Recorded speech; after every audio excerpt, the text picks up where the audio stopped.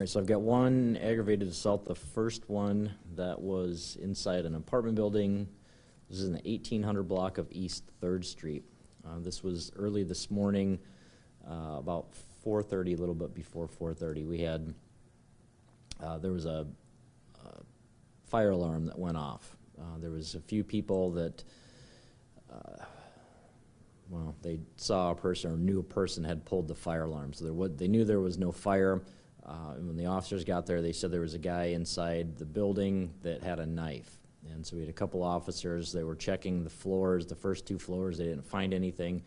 When they got to the 3rd floor, one of the officers opened the door. There was a guy on the other side, and he had a knife with him, and he swung the knife at the officer. The knife was probably within a few inches of cutting the officer. Thankfully, the officer wasn't hurt at all.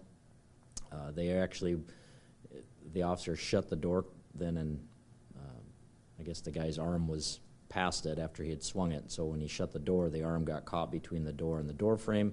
That caused him to drop the knife, and then eventually they were able to get him handcuffed. So he was arrested for just two things: aggravated assault on law enforcement, and then false report were the 2 charges.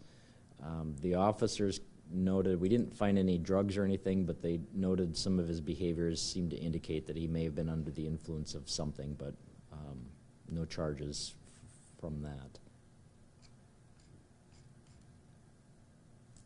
And nobody else was injured. I think that's pretty much it. The suspect, his last name is Sterling, Sterling. First is Robert, Robert. Middle is Zachary, Zachary. And he's 29 from Sioux Falls.